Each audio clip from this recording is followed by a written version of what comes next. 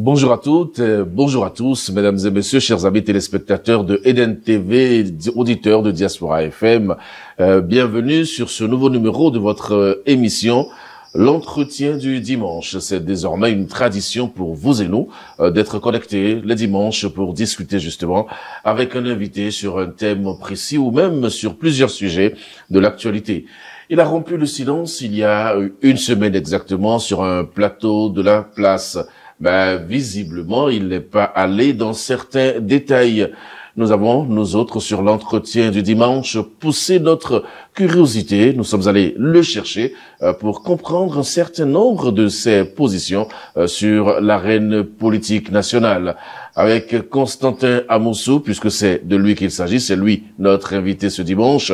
Avec Constantin Amoussou, donc, pendant 52 minutes, nous allons aborder quelques points de l'actualité, notamment son bilan depuis son entrée en politique, et notamment également le silence et beaucoup d'autres sujets.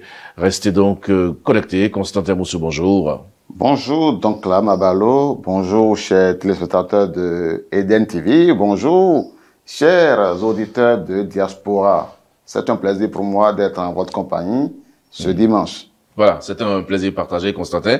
Ça fait un peu plus d'un an que vous vous êtes muré dans un silence assourdissant. Un an après, vous avez entrepris maintenant de revenir au devant de la scène. Pourquoi? Vous êtes déjà fatigué de vous taire, c'est ça? Vous savez que habituellement, il ne m'appartient pas de rester très longtemps silencieux. Mais avec le temps, il faut apprendre. Il faut apprendre à être efficace dans la discrétion.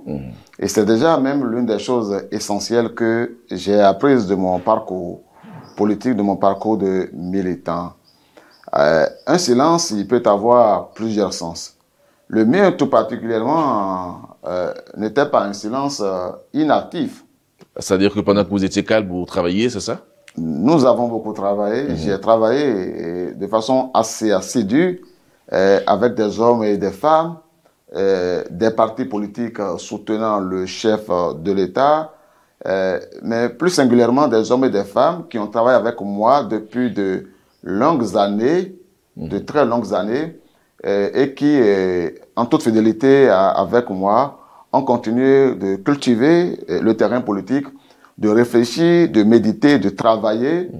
Mais plus que tout cela, l'essentiel de ce que j'ai pu faire pendant ce temps où je me suis muré dans le silence et dont je peux me dire aujourd'hui fier, c'est surtout d'avoir contribué de façon essentielle à la décrispation de l'ambiance politique dans notre pays. Mais qu'est-ce que vous avez fait concrètement? De quelle façon avez-vous contribué à la décrispation de l'ambiance politique, comme vous le dites vous-même?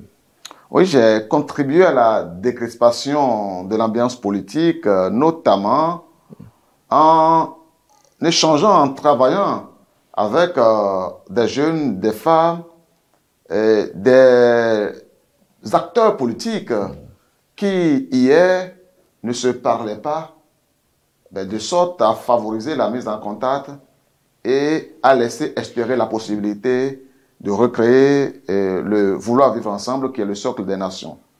En réalité, comme vous savez très bien, la période pré- et post-électorale de 2021 avait été en proie à une série d'actes qui ont compromis, qui ont mis en difficulté, disons, l'ambiance paisible qui habituellement est le propre des Béninois, le système, disons, le propre dans lequel nous vivons à la veille et parfois au lendemain des élections. Dans un climat comme cela, où des hommes et des femmes avaient dû, pour certains, quitter le pays et aller en exil, il était utile de trouver le moyen de parler avec les acteurs qui ont le pouvoir de décider, de parler avec les acteurs qui sont en exil et de trouver le moyen alors de favoriser progressivement le retour au bercail de personnes qui se sentaient inquiétées.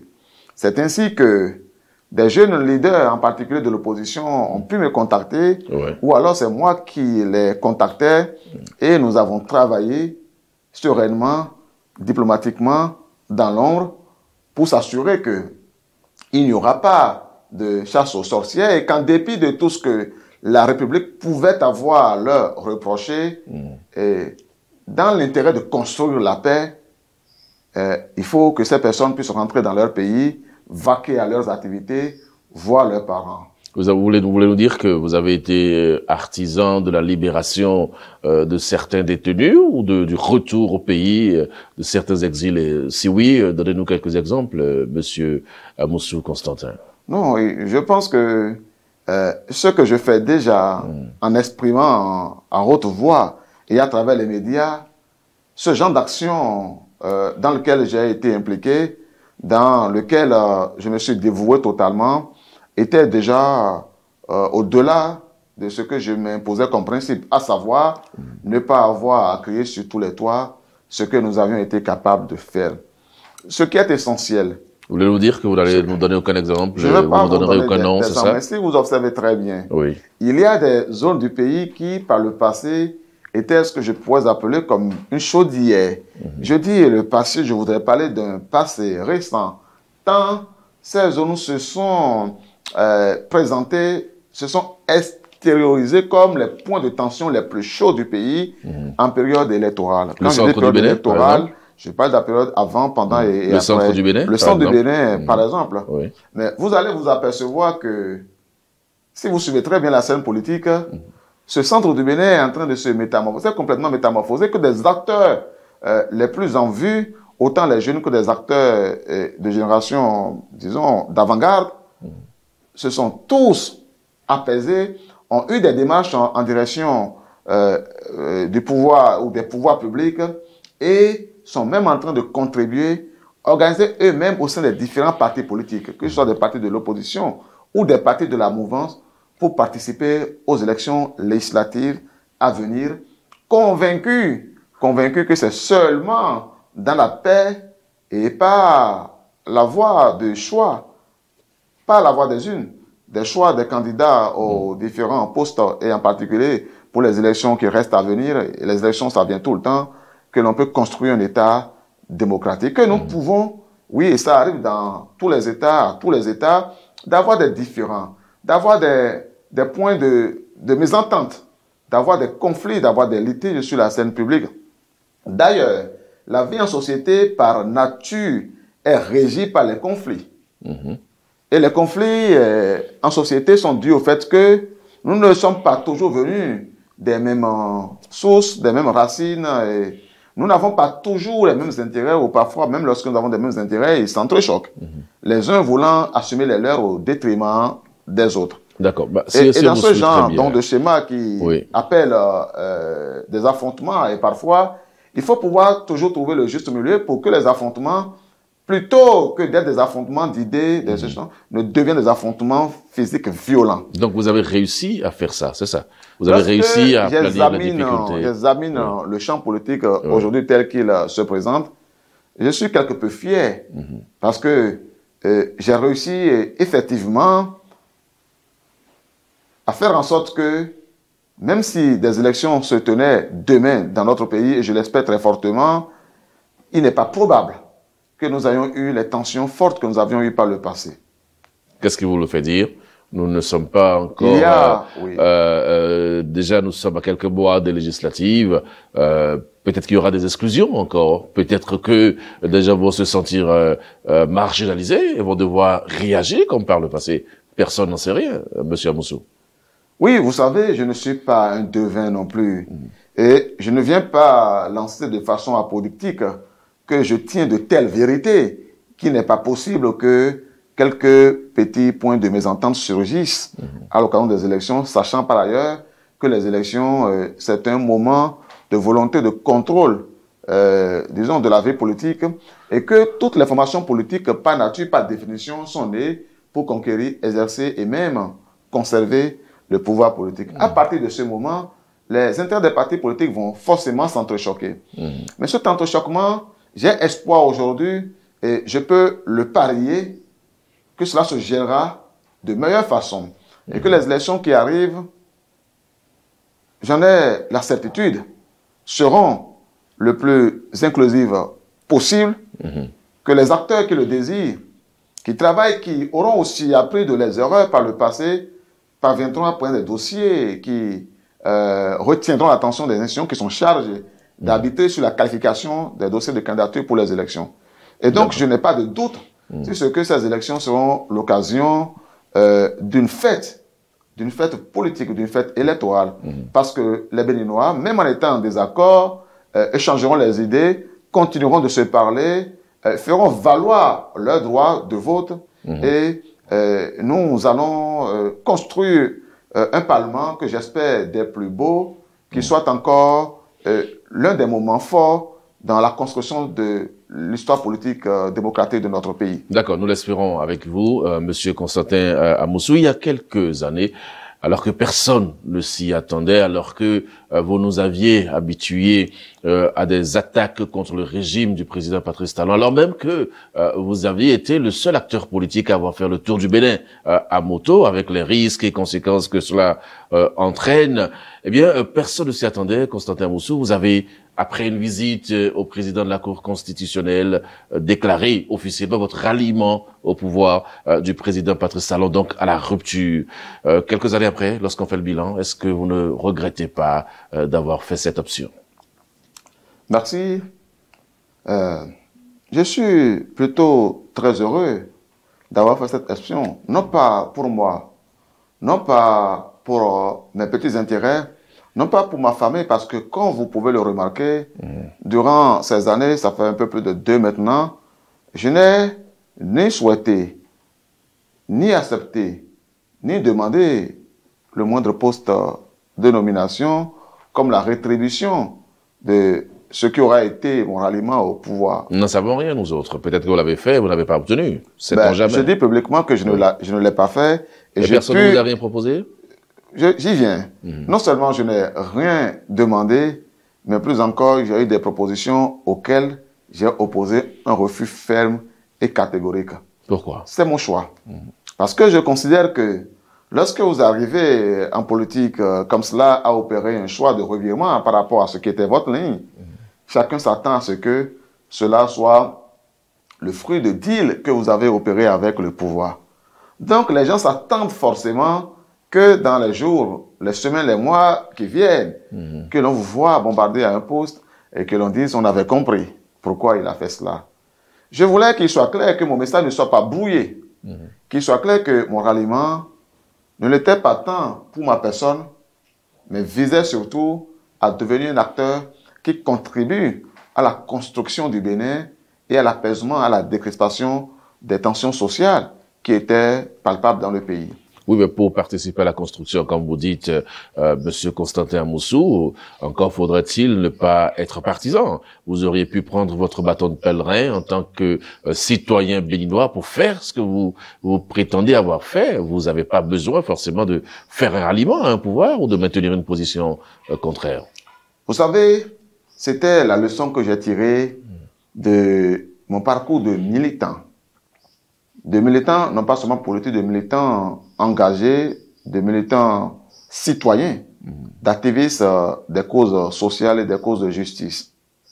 J'ai observé que pendant 25 ans, je remonte aux premières années où j'ai été en état d'analyser les faits sociaux et politiques et de prendre position. C'était tout au moins depuis le second cycle de collège, que globalement, en 25 années de présent d'engagement social, militant, politique, je n'ai jamais été capable de changer quoi que ce soit. Et pourtant, pendant ce quart de siècle, j'ai combattu successivement tous les régimes qui ont géré notre pays, tous. Le président Mathieu Kérékou, pour les 10 années qu'il a fait, le président Boni Yayi, pour les 10 années qu'il a fait lui-même, qu'il a passé lui-même à la tête de l'État, et le président Patrice Talon presque pendant le premier quinquennat, presque pendant l'ensemble du premier quinquennat. Je les ai combattus pendant tout ce temps. Ça fait 25 ans. Lorsque je ne le faisais pas par les articles, je le faisais par des chroniques soit écrites, soit diffusées dans les médias, télévision, radio. Lorsque je ne le faisais pas à travers des émissions, je le faisais à travers des livres. Lorsque je ne le faisais pas ainsi, je le faisais à travers l'engagement militant dans les partis politiques. Les observations que je faisais, les positions que je faisais, peut-être bien souvent que le gouvernement y était sensible. Mais vu que ces observations étaient ou provenaient d'une personne dont on savait que d'office, elle était hostile au pouvoir, il est évident que le pouvoir pouvait se montrer sourd. Lorsque ces propositions pouvaient provenir de personnes ou d'une personne qui se montrait neutre. Non, je reviendrai peut-être à neutre, mais en politique ou dans la société, il n'y a vraiment pas de neutralité, c'est une position d'hypocrisie. Parce que l'homme étant un animal à sang chaud, devant des faits, devant des réalités, devant des situations, son âme s'exprime, son cœur s'exprime bas. Il bat pour ou il bat contre. Si son cœur bat pour ou bat contre et qu'il dit qu'il est neutre, alors il trahit. Il trahit les états d'âme de son cœur, sauf s'il n'était pas un être humain. Parce que si c'était agi d'un serpent qui est par contre un animal à sang froid, oui, on aurait pu dire qu'il pouvait être neutre, jusqu'à ce que vous le nuisiez à titre personnel, et en ce moment-là seulement, il s'exprimerait. Mais l'homme, par nature, en tant qu'animal à sang chaud, vit des états d'émotion. Et ces états d'émotion le portent à s'exprimer sur des questions, sur des faits, ou il le fait en public, ou il le fait en privé, mais dans tous les cas, il le fait. Et dès l'instant qu'il le fait, il n'est pas neutre. D'accord, ok. Et donc, pour le faire, et donc, lorsque vous décidez de le faire, et que vous le faites tout le temps en tant qu'opposant, le pouvoir peut avoir à considérer que vous lui êtes hostile, et donc il n'y a pas de lieu de chercher à mettre en œuvre éventuellement les propositions que vous faites. Et bien, parfois, on ne les faisait pas, on ne faisait que critiquer, pensant que il faut arriver au pouvoir soi-même pour mettre en œuvre son action. Donc, vous avez pensé que de l'intérieur, vous pouvez j'ai considéré qu'à un moment, il faut accepter d'aller dans la maison, d'observer les choses, de n'être plus la voix qui critique, mais d'être la voix qui observe, qui analyse et propose. Trouver les interlocuteurs qu'il faut, avoir la patience de s'adresser à eux, avoir la patience de se faire écouter, et même lorsque l'on n'a pas été écouté, considérer que le temps fera son œuvre. Et qu'avec cela, on finirait par comprendre le bien fondé des propositions qui viennent de vous. Vous avez fait des propositions? Est-ce que vous en avez fait, pendant qu'on y est, faisons en même temps le bilan de votre ralliement à la rupture, Constantin Moussou? Avez-vous fait des propositions? Avez-vous été écouté? Depuis un peu plus de 2 ans et demi, il y a eu des améliorations dans la perception que j'avais, les améliorations que je faisais sur la gouvernance de l'État. Je ne suis pas en état de considérer que cela résulte des propositions et des observations que j'ai pu faire parvenir à des personnes qui ont le pouvoir de décider. Mais je peux dire globalement que nous sommes en train d'avancer dans la bonne direction. Et que même si j'aurais aimé avoir davantage le sentiment d'être écouté, même si j'aurais aimé avoir le sentiment d'avoir davantage le sentiment de compter dans la gouvernance de notre pays, je considère qu'il faut être patient, parce qu'il ne faut pas se voir bien plus que celui que l'on est. Je ne suis qu'un citoyen parmi tant d'autres. Je ne suis qu'un militant désormais de la grande machine de la mouvance, au sein de laquelle il y a des ministres, il y a des députés, il y a des conseillers techniques, des conseillers spéciaux, bref, des préfets, des maires, des personnes bien plus avisées que moi pour les fonctions qu'elles occupent et pour les postes auxquels elles sont. Je ne peux pas avoir la prétention que je dois être mieux écouté ou plus souvent écouté que ces personnes-là. Donc, je peux dire globalement que ces personnes, de mon point de vue, jouent leur rôle, en tout cas, de plus en plus, de mieux en mieux. Et que moi-même, de temps à autre, j'ai eu le sentiment que des orations que j'ai faites ne sont pas tombées dans les oreilles de sourds. Cela me rassure.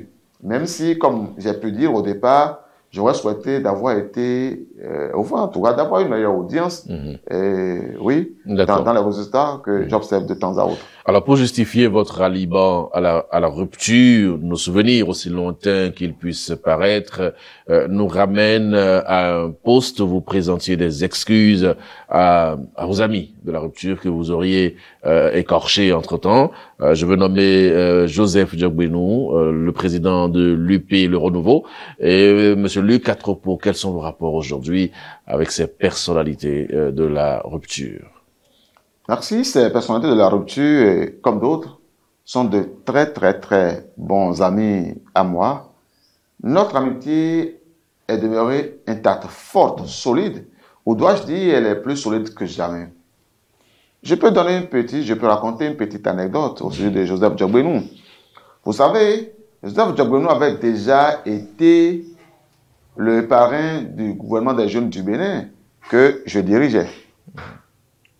Joseph Diogbenou, pendant le temps où nos voix politiques se sont opposées, qu'alors il était de la mouvance et que j'étais de l'opposition, j'ai été si dur qu'il me revient à l'esprit qu'un jour, alors que c'était son anniversaire et qu'il devait recevoir des fleurs de ses amis, je lui ai fait une série de lettres ouvertes d'une rare violence dans leur contenu. C'était une série de pamphlets qui pouvaient blesser au plus profond son amour propre. Et vous Il y a des regretté? gens qui ne pardonneraient jamais. Vous avez regretté ça? Oui, je le regrette. Pourquoi? Et pas Si seulement, ce que vous aviez dit à seulement... l'époque était vraiment sortait de vos tripes et que c'était ce que vous pensiez. Oui, Pourquoi d'une part, ces choses étaient sorties de mes tripes, mais d'autre part, être fort, c'est aussi savoir se contenir. Voyez-vous, donc là, Mabalo, l'état de nos rapports, par le passé, et pour les choses que nous avions eu à faire ensemble, et pour celles que nous ferons encore, je l'espère, dans l'avenir, je n'imagine pas qu'il soit bien séant que quels que soient les points de désaccord que nous ayons à avoir, j'ai à votre sujet le débordement d'énergie que j'ai déployé pour dépeindre Joseph Diogbenou et quelques autres amis à un moment donné. C'est vrai, il y a la passion politique et il faut aussi dire, nous sommes jeunes. Et parfois, la fougue de la jeunesse, dans le débordement que cela appelle, peut nous conduire à poser des actes, mais il est nécessaire de réexaminer ces gestes. Mais ce qui est plus grand que tout cela, ce n'est pas ce que j'ai fait, c'est ce que Joseph Diogbenou a fait. Qu'est-ce qu'il a fait? Ce que lui a fait, c'est que lorsque j'ai fait tout cela, la première fois que je voulais faire le tour de Bénin et que j'ai demandé à rencontrer, à l'occasion du tour de Bénin, des présidents d'institutions, dont lui-même et dont le chef de l'État, lui aussi, pour présenter les fondements, pour présenter les préoccupations de la jeunesse au nom desquelles je voulais faire cette tournée, il n'a pas hésité à m'offrir sa disponibilité pour me recevoir et écouter mes préoccupations. Ça, c'est un. Mais ça, ce n'est pas le plus important. Le plus important, c'est que dès l'instant que je me suis décidé à revenir à la rupture, j'ai écrit un message à Joseph Diogbenou pour lui dire, il y a eu tel fait.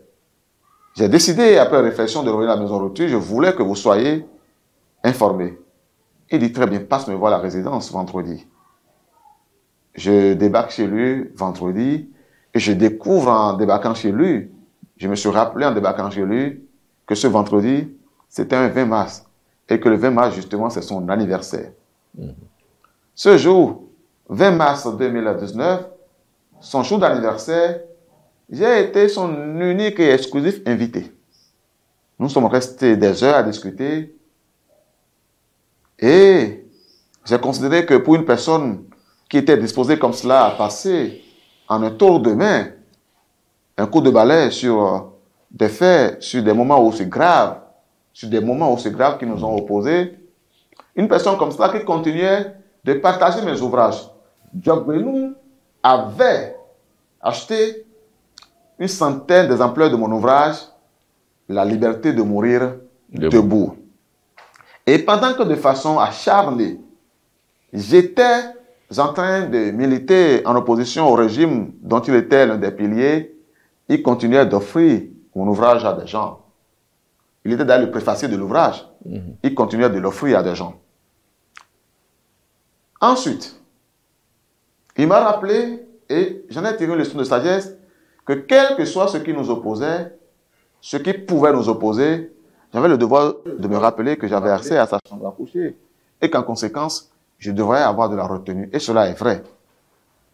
Cela n'était pas vrai seulement pour Joseph Diabouyou, cela est vrai pour beaucoup d'autres personnes. Cela est vrai seulement pour les relations humaines.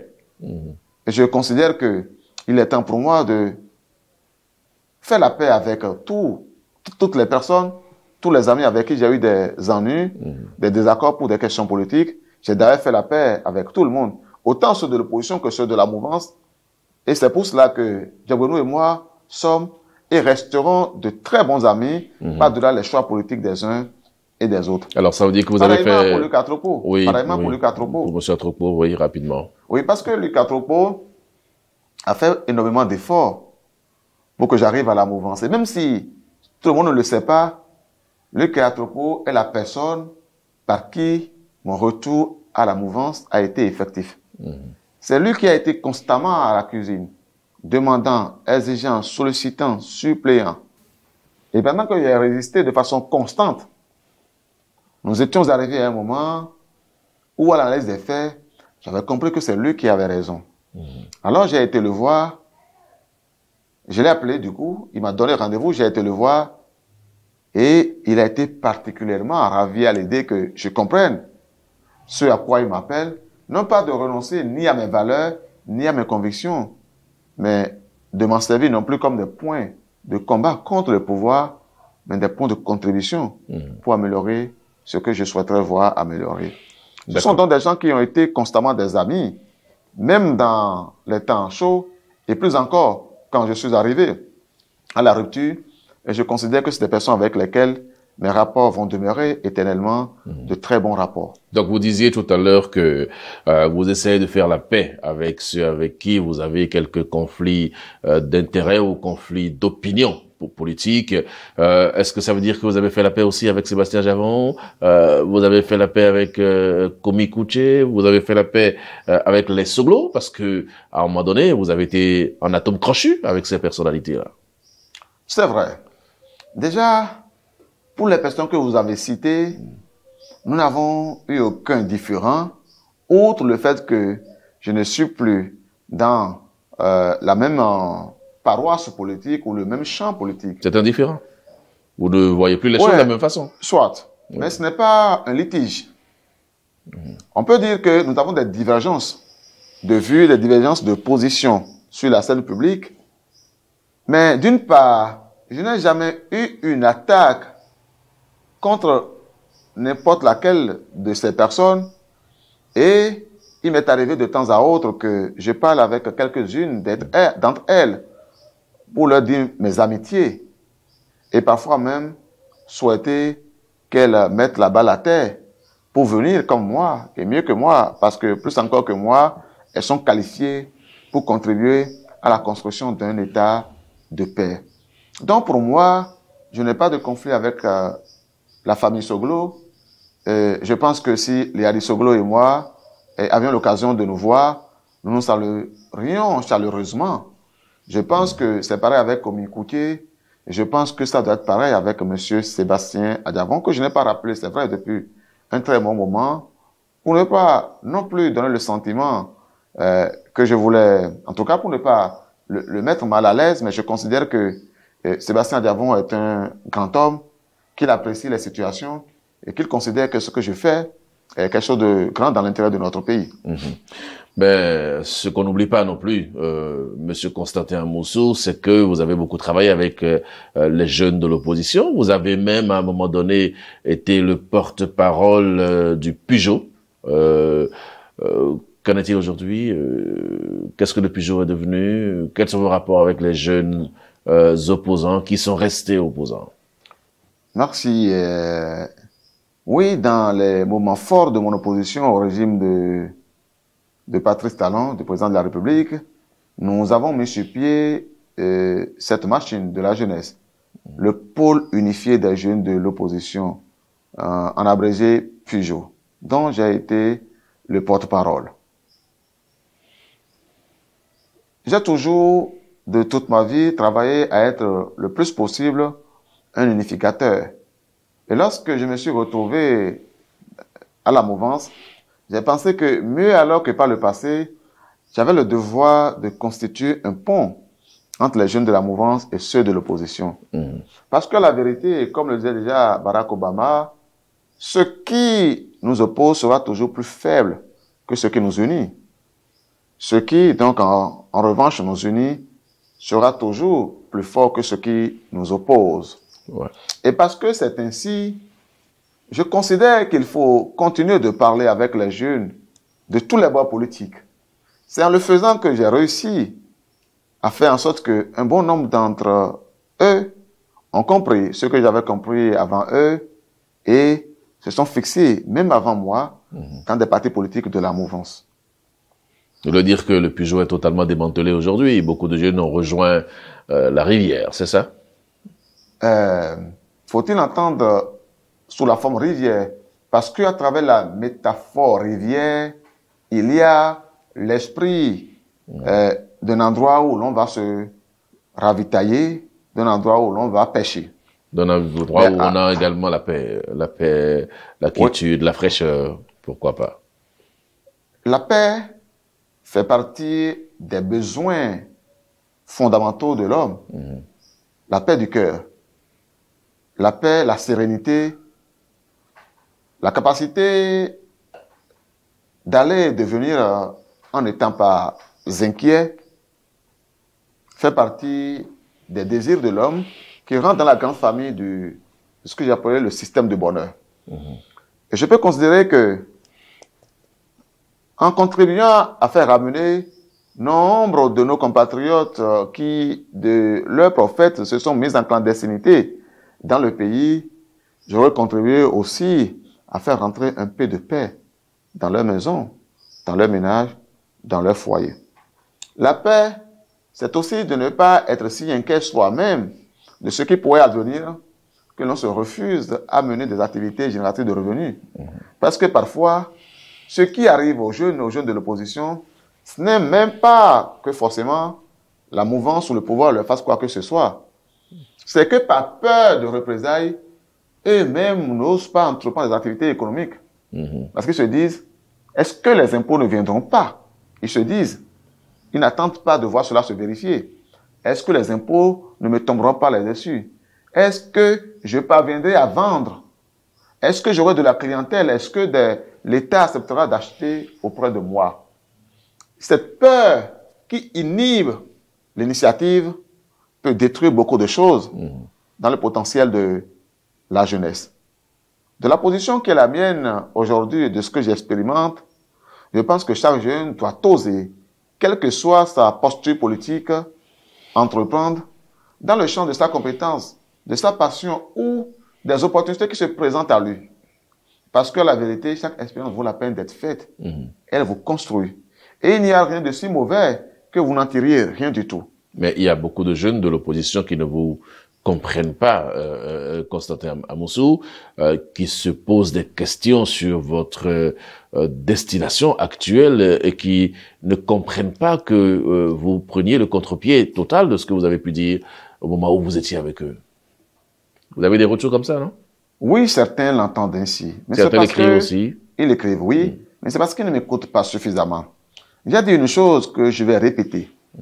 Lorsque je faisais mon camp-banque dans la maison Rupture, parce que, comme beaucoup de ces jeunes, j'ai été de la coalition de Rupture au départ, avant que des faits ne nous opposent au régime de la Rupture et que nous ne prenions notre essence pour nous retrouver progressivement en opposition, et avant de revenir à la mouvance.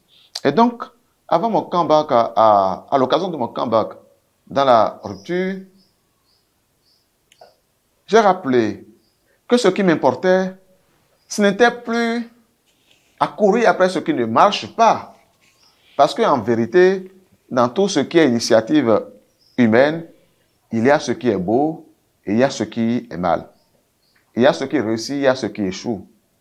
Il y a le blanc et le noir. C'est d'autant plus vrai que quand vous avez mis votre costume noir et que vous avez mis votre chemise blanche en dessous, cela a fait plus harmonieux dans le mélange des différences. Et ce mélange des différences, cette alternance entre le jour et la nuit, cette alternance entre ce qui est sombre et ce qui est lumineux, ça fait aussi la beauté de l'action humaine. Parce que ça rappelle constamment que l'homme est et sera toujours un être imparfait. Que les initiatives humaines, que l'action humaine sera toujours imparfaite. Que ce qui compte, ce sont les efforts que nous pouvons faire pour améliorer les actions. Celui qui critique n'ajoute pas une tache de blanc à ce qui est blanc. Peut-être même met-il du noir, met-il de la boue, peut-être met-il sa couche de peinture salissante sur ce qui se construit. Mais si au lieu de cela, il observait qu'il y avait une tache salissante, prenait son éponge, prenait son détergent, saisit la partie qui n'est pas suffisamment propre à ses yeux et se mettait à nettoyer cela, si ardu que cela sera, il sera parvenu à construire une action positive. D'accord. Alors, depuis que vous parlez de vos amitiés, on peut le constater, chers amis téléspectateurs et auditeurs, depuis donc que vous parlez de vos amitiés, Constantin Moussou, on a entendu les noms de Lucas Trokpo, on a entendu Joseph Djorbenou pour la Mouvance, on a entendu personne du Bloc républicain. Alors, conclusion, est-ce que vous atterrissez à l'Union progressiste comme vous l'aviez annoncé à l'époque? Parce que personne ne sait juste dans quel parti vous atterrissez. On a entendu rupture, mais bon. Oui. D'abord, je n'avais jamais annoncé que j'irais ou que j'allais à l'Union progressiste. Mais il y a des faits et des signes qui pouvaient amener des gens à aller vite en besogne. J'avais soutenu Lucas Trokpo, candidat de l'Union progressiste en 2020 pour les élections communales. Et fort heureusement, il a été élu. Je suis fier de ce que nous avions réussi à faire en ce moment. Ensuite, à l'occasion de la présidentielle, j'ai œuvré dans la dynamique continue, qui est une organisation de jeunes, dont certains sont dans des partis politiques, d'autres non, qui a d'ailleurs comparé Lucas Trokpo et qui a appuyé au travail à mettre en exergue les actions positives du gouvernement. Mais depuis ce temps, jamais à aucun moment, je n'ai exprimé mon adhésion ni ne me suis affiché dans les activités d'une formation politique. Mes amis sont de tous les côtés. Si vous voulez connaître ceux qui sont mes amis au sein du Bloc républicain, je pourrais vous citer mon ami. Et je vous dirai aussi votre ami. Parce que dans une autre vie, vous avez été proche collaborateur, vous avez été son collaborateur, M. Abdoulaye Biotchani. Si je voulais citer mes relations, mes amis, dans le Bloc républicain, j'aurais été amené à citer le ministre Adambi, qui est un jeune comme nous. J'aurais pu citer Modeste Kérékou. Je pourrais citer des jeunes qui sont dans des fonctions sensibles. Donc, je peux même citer Crescent Agossou. Finalement, vous avez des amis. Citer Hassan Yaouvi. Aussi bien. Je pourrais citer, donc j'ai des amis. Oui, aussi bien dans l'UP que dans le BR. Absolument. Mais finalement, vous devez faire un choix. Oui. Monsieur Amoussou Constantin, vous n'allez pas vous contenter des simples amitiés politiques. Vos ambitions politiques transparaissent clairement et elles ne peuvent pas s'exprimer si vous n'êtes pas militant dans un parti politique. Donc là, pieds et mains liés, vous atterrissez où concrètement? Non, je n'aurai pas les pieds liés et je n'aurai pas les mains liées. J'atterris dans une formation politique qui, pour moi, est la formation de l'avenir. Le nom de la formation, d'abord, avant les détails? Ou bien vous voulez d'abord faire les détails avant de donner le nom? J'y arrive. D'accord, ok. Parce qu'à la vérité, les choix, s'ils devaient être fondés sur les amitiés, comme j'ai déjà eu l'occasion de le dire une fois, j'aurais été l'homme le plus malheureux de la Terre. Et j'ai pu citer une fois déjà l'histoire de l'âne de Buridan, qui avait faim et qui avait soif, qui avait aussi faim que soif, et devant qui on a placé d'un côté un picotin d'avoine et de l'autre un seau d'eau. Et l'histoire raconte que l'âne de Buridan s'est laissé mourir de faim et de soif entre le picotin d'avoine et le seau d'eau, parce qu'il est resté à se demander s'il fallait boire d'abord, s'il fallait manger d'abord, pourquoi boire en priorité au lieu de manger en priorité alors qu'il a aussi faim que soif et alors qu'il a aussi soif que faim? Et l'histoire raconte qu'il est mort d'indécision entre un flocon d'avoine, un picotin d'avoine et un seau d'eau. On n'est pas aussi avisé que moi à Moussou. Et à Moussou, c'est le premier enfant qui naît après que les parents ont pris le fa. Donc on n'est pas aussi avisé que moi, Constantin, à Moussou, pour se laisser mourir d'indécision entre deux choix qui présentent chacun les avantages et les inconvénients. Et donc, après arbitrage, j'ai décidé de galoper sur le cheval cabré. Ah, donc vous avez décidé d'aller au BR. J'ai décidé de rejoindre le Bloc républicain. Ah bon, pourquoi? Ce sera donc ma formation politique. C'est quand même curieux, Monsieur Amoussou, après avoir été très voisin, très proche de l'UP, après avoir soutenu des militants de l'UP, après, c'est quand même paradoxal que vous vous retrouviez au BR, alors qu'on connaît votre élan progressiste. Tout ça, c'est bizarre. C'est une vraie question, c'est une évidente question. Et l'on n'opère pas un choix politique comme je l'ai fait, sans mesurer sa viabilité. Parce que mon souhait est que cette formation politique soit la dernière et dans laquelle je serai rentré et celle dans laquelle je déploierai mon action politique jusqu'au bout. Je n'ai été membre fondateur d'aucune des deux formations politiques. Si je l'avais été, j'aurais contribué à la construction du projet politique des partis politiques. J'ai examiné les projets des deux partis politiques. Je suis progressiste. Et il y a un parti qui a comme nom l'Union progressiste où par ailleurs il y a mes amis, ceux même par qui je suis arrivé à la mouvance. Voilà. C'est une raison pour laquelle j'aurais dû n'atterrir que là-bas. Mais il n'y a pas que ces éléments qui peuvent déterminer. Déjà sur l'amitié, j'ai fini de me prononcer. Il y a quoi d'autre? Sur les questions de valeur, d'idéologie, il faut observer que, à la vérité, le Bloc républicain, que l'on penserait être un parti conservateur, n'est pas qu'un parti conservateur au sens où il serait un parti capitaliste sauvage. J'ai pris connaissance. Vous voulez dire que j'ai l'UP est ça? J'ai pris connaissance des textes du Bloc républicain. Et ce que je peux vous dire en résumé, c'est qu'il prône un capitalisme à visage humain.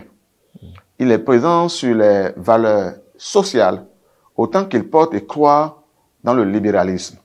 Moi, j'ai été, c'est vrai, si proche du socialisme que par le passé à l'université, on m'a même qualifié de communiste. Mais je ne peux pas être un opérateur économique par ailleurs, parce que je suis dans les affaires, je vais peut-être avoir l'occasion, mais ça, ce n'est pas le plateau pour le dire. Je m'occupe d'autres affaires, je ne fais pas de la publicité. Je ne peux pas être dans une activité économique libérale et continuer à soutenir que je suis contre le libéralisme. Le libéralisme, pour paraphraser une formule de Winston Churchill, l'ex-premier ministre britannique, est le pire des systèmes, à l'exception de tous les autres. À l'exception de tous les autres. Parce que la vérité, et je le dis, c'est ma profession de foi aujourd'hui. Ma profession de foi aujourd'hui. Parce que la vérité, l'évolution du monde est telle que il n'est pas possible que les États, au-delà de leurs fonctions régaliennes, continuent d'être les commerçants. Alors, Constantin Moussou, entre nous, de vous à moi, est-ce que ce n'est pas parce qu'il y a un trop-plein au niveau de l'Union progressiste, le renouveau, que vous avez préféré aller chercher votre salut au Bloc républicain? Parce que peut-être que certainement là-bas, vous avez plus de chances de trouver un positionnement. Les choix que l'on opère peuvent avoir à faire avec les éléments géopolitiques et géostratégiques, mais peuvent ne pas avoir avec, et tout seul, et dans mon cas, ça n'a pas exclusivement et principalement à voir avec ça. Même si je dois admettre que, en tant que militant de la mouvance, choisir un parti politique doit se faire en pleine discussion avec les leaders de ces partis politiques sur l'ensemble des questions y compris les questions électorales. D'accord. Dans les questions électorales, oui, j'en débat avec tout le monde, mais mon choix a été fait parce que j'ai un défi. Et que surtout, je n'aime pas récolter, moissonner là où je n'ai pas semé. Je n'aime pas être la 5e roue du carrosse.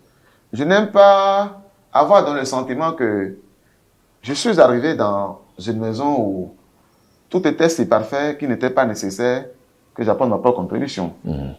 Et en arrivant au bloc républicain, ce qu'il y a pour moi de passionnant, c'est l'idée que nous allons relever un tel défi que quand on reparlera de l'histoire politique du Bénin et qu'on arrivera à Codomain, on va s'arrêter.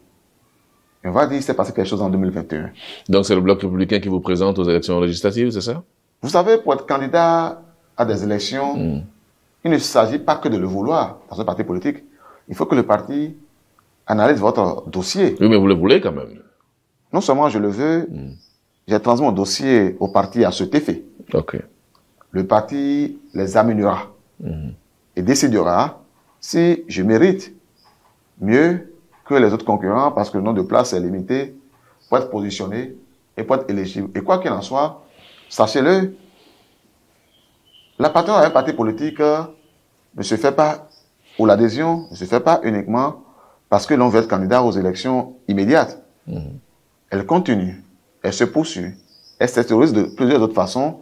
Et le plus important pour moi, au-delà de tout, c'est d'être présent dans ce parti politique qui dit, dans tout ce que nous faisons, il y aura un tiers de femmes, un tiers de jeunes, un tiers de l'avant-garde, enfin, un tiers de l'ancienne garde. Un parti politique qui a une organisation des jeunes, OJBL, Organisation des jeunes du bloc républicain, une organisation qui a un parti politique qui a en son sein une organisation des femmes, l'organisation des femmes républicaines. Cette structuration montre que il y a un défi de renouvellement de la classe politique. Il y a un défi d'inclusion. Et moi, je suis très sensible aux questions d'inclusion. D'accord. Il y a un défi générationnel que le bloc républicain se propose de relever. Et ce défi, il est aussi le mien.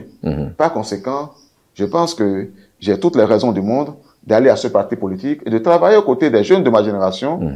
D'accord. Alors, vous allez tirer au sort une question dans le bocal qui est juste à côté de vous, Constantin Amoussou, parce que le public a certainement une question à vous poser. Donc, vous tirez juste au sort le chiffre, vous me le donnez. Et je vous pose la question. Nous sommes là en train d'atterrir tranquillement. Dans quelques minutes, on va refermer notre discussion. Donc, vous pouvez y aller, Monsieur Constantin Amoussou. Les téléspectateurs et auditeurs de Diaspora FM et de Eden Télévision retiendront donc, oui, vous pouvez regarder, me donner, retiendront donc que vous avez fait une option politique, que vous vous préparez donc à défendre le numéro, alors 6. Vous êtes d'accord avec moi, Monsieur Constantin Amoussou, que il n'est pas possible pour nous de vous recevoir sur notre plateau sans vous demander finalement quand est-ce que vous allez faire paraître votre livre, Les Seigneurs de la République. C'est une question que j'ai reçue bien souvent. Et sachez-le, l'histoire est un mouvement. C'est un mouvement perpétuel. Les hommes, ils parlent, ils écrivent, ils laissent des traces. Ils expriment leurs émotions, ils expriment leur réalité du moment. Mais un livre n'est pas, et d'ailleurs j'en ai écrit beaucoup d'autres, n'est pas le seul qui marquera, disons, le parcours à travers lequel on lira l'œuvre littéraire d'un homme. Mais celui-ci n'a jamais connu de parution. C'est ça le problème, justement. La République des Seigneurs, un de mes ouvrages, prévu pour être lancé en décembre 2017. C'était pas la République des Seigneurs, c'était plutôt les Seigneurs de la République. Non, c'est pas la même chose. Non, c'est plutôt la République des Seigneurs. Mais les gens ont plutôt gardé les Seigneurs de la République. Mais c'était paru clairement sur différentes plateformes, les Seigneurs de la République. C'est plutôt la République des Seigneurs. D'accord, c'est important de le dire. Fait, voilà. Et donc, lorsque je suis arrivé à un moment du cursus de publication de ce livre, parce qu'un ouvrage, c'est plusieurs étapes, et que des contingences du moment m'ont conduit à ne plus passer à la phase de publication. Je retiens que cet ouvrage ne fait plus partie de ma bibliographie. Donc ça ne paraîtra plus, en fait. Il ne paraîtra pas. Il ne paraîtra d'autant plus pas que, à la vérité, sa philosophie n'est plus la mienne. Sa philosophie, c'était la philosophie de celui qui critiquait l'action du gouvernement. Ma philosophie aujourd'hui, c'est la philosophie de celui qui contribue. Donc je préfère, au lieu d'avoir à dépeindre ce qui ne marche pas, contribuer à améliorer ce qui se fait de beau et à mettre en exergue ce qui se construit, tirant moi-même leçon de ce que je pourrais avoir à faire, parce que, à la vérité, la gouvernance, c'est génération après génération que nous construisons. Ce qui se fait donc, quand il se fait de bien, c'est à notre profit qui se fait. Parce que quand ce sera notre tour d'être aux plus hautes fonctions de la République, notre génération, je veux dire, c'est sur ce qui aura été bâti, c'est au bout de l'ancienne corde que nous allons tisser la nouvelle. Il ne faut pas la voir tellement vilipender, cette corde, qu'à la vérité, l'idée même d'y attacher la nouvelle corde vous répugne vous-même. Je ferai amende honorable sur cet ouvrage qui affichait beaucoup de personnalités de la République et les dépeignait déjà à travers la présentation de la couverture. En des thèmes, en une expression physique qui n'est pas du tout valorisante. Mais ce qui fait la beauté de la rupture, au-delà de ce que les gens pensent, c'est que le pardon est constant. Donc, les personnalités en question n'ont pas tenu compte. Et moi, nous sommes devenus de bons amis, de très bons amis. Mais en plus de ça, il y a eu des gens qui ont fait pire que moi. Moi, je n'ai jamais proféré la mort du chef de l'État, mais il y a des gens qui l'ont fait, mais qui ont été pardonnés par lui et qui sont devenus ses militants les plus chevronnés aujourd'hui, en tout cas autant que moi-même. Donc vous considérez que si le pardon n'existait pas au sein de la rupture, quelqu'un comme Bertin Corvus n'aurait pas été capable de revenir à la rupture et d'être accepté, d'être hébergé par la maison rupture. D'accord. C'est la preuve que pour tous ceux qui sont encore dans l'opposition, qui sont en clandestinité, qui sont en exil, qui ont des différends avec le chef de l'État, la paix est et reste toujours possible. Patrice Talon est un homme de dialogue. C'est un homme qui écoute, qui pardonne. Il n'en donne pas peut-être toujours le sentiment de loin, mais c'est un homme attentionné. Et il a autour de lui des gens qui savent, dans le terme, porter les conseils avisés pour avoir les résultats. Je voudrais peut-être en profiter, sans sortir leur nom, pour saluer des gens qui se reconnaîtront, parce que dans l'ombre, ils contribuent beaucoup pour l'apaisement et pour la décrispation. Ces personnes se reconnaissent, ou alors les gens les reconnaissent. Et c'est parce que ces personnes sont et travaillent dans l'ombre à construire la paix qu'il a toujours été possible pour quiconque a été en différend avec le chef de l'État, quel que profond aient été les désaccords, de revenir et de devenir un acteur qui participe à la construction du pays.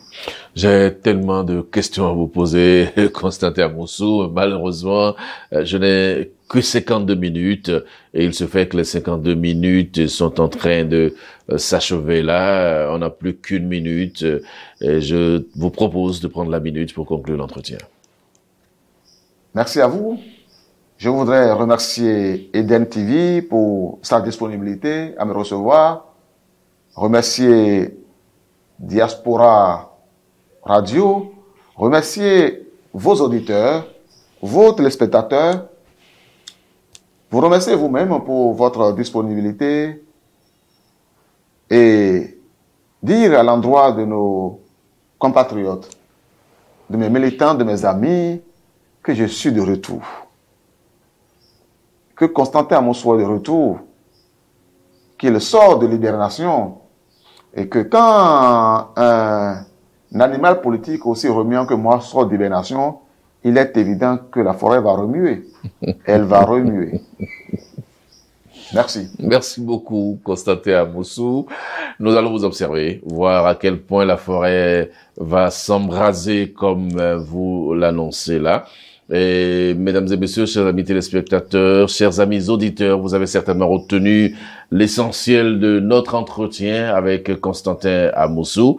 Vous avez retenu qu'il revient en politique, vous avez retenu qu'il sera candidat aux prochaines élections législatives. Vous avez également retenu qu'il le sera sur la liste du bloc républicain. Et donc, on va suivre cette actualité politique pour que le moment venu, nous puissions tous en tirer les conclusions qui s'imposent. Merci à chacun et à tous. L'équipe de production et de réalisation de l'entretien du dimanche vous souhaite un très bon appétit chez vous et surtout à dimanche prochain pour une autre émission. Merci.